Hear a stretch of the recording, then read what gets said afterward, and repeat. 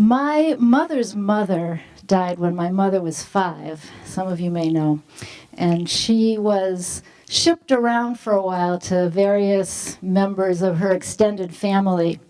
And one of the first places she landed, having come from Brooklyn, was some cousins' place in Chicago, in a neighborhood of high-rise apartment buildings. And they told her to go out and play. And she was worried that she wasn't going to be able to find the right apartment building and the right floor to come back. And what she did was she took a magazine and tore out a page, and she closed it in the window so it was fluttering outside, so she could find her way back. And I have always found that 5-year-old courage and wisdom and boldness to be awe-inspiring. And I find it even more amazing and touching that she went on from there to spend most of her 90 years really helping other people learn how to find their own ways. So it really does bring me a lot of comfort now to know that there are so many people whose lives she touched, and so many people who are continuing to teach others what they learned from her. So those ripples of connection I see going on and on across the world and into the future. So on behalf of my family, I really want to thank you very much for being here with us today to remember and honor and celebrate my mother. And now I want to introduce Joe Melnick and Sharona Halpern and Stuart Simon, who are very dear and close friends and colleagues of my mother, and they will be leading the rest of the afternoon from here. We're all here because Sonia touched our lives.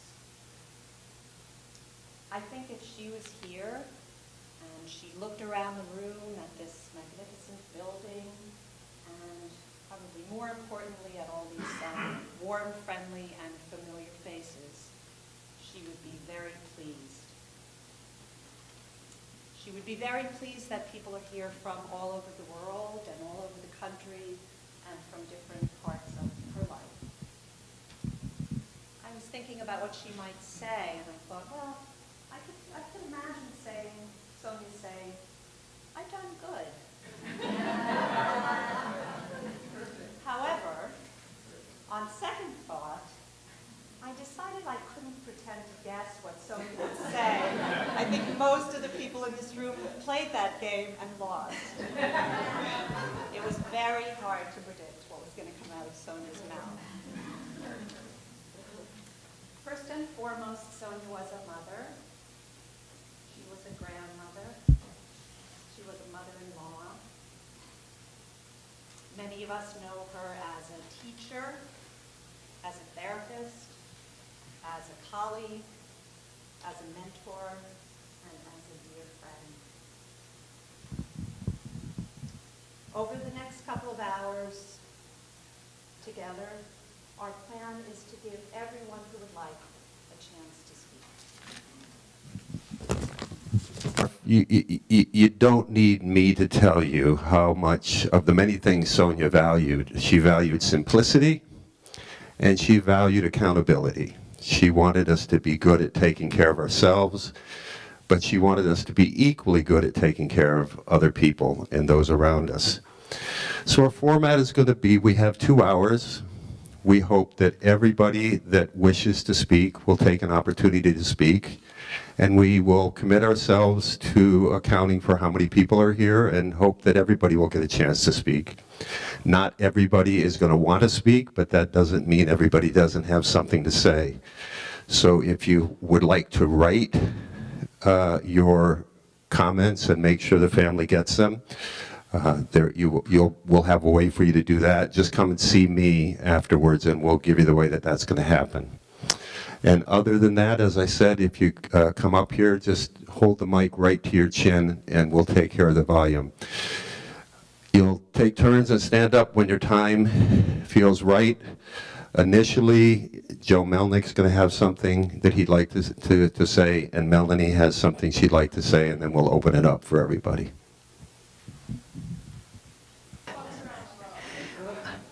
I don't think I've ever seen Sonia talk with a mic like this.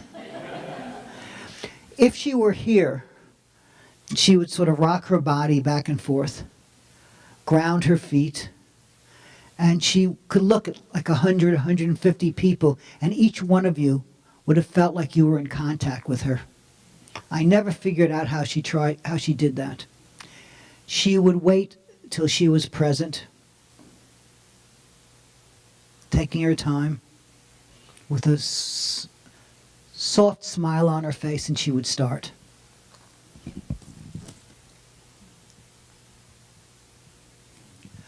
Years ago, I was about to give a talk to what I thought was going to be a hostile audience, and I was feeling very anxious, and I said to her, "Sonia, what should I do?" And she said, "Remember, they want to love you." And out of the many things she said to me, I'm going to tell you a few of them. That's one of the things that stands out.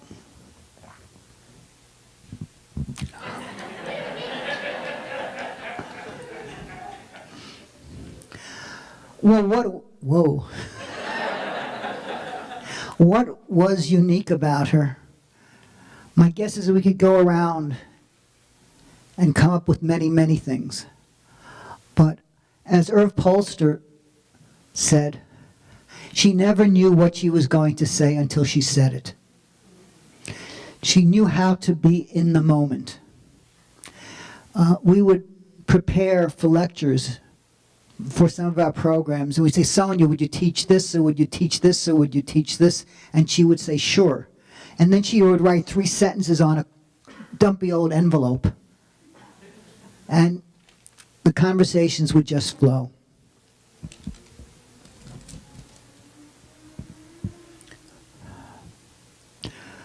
Her responses had tremendous impact on people.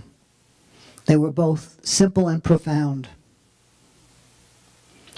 Especially in her later years, she would appear like a sweet old grandmother.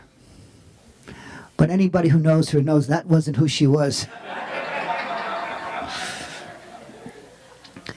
She could be sharp and surprising. Her comments almost punctured you. But her comments were surrounded by love and appreciation and respect. It never seemed to hurt. She had that way about her. And do you remember how she used to sit curled up in a chair? She didn't just talk from her head or from her heart or from her belly.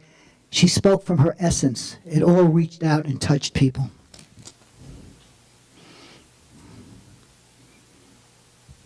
She was over and over again able to craft the exact right response.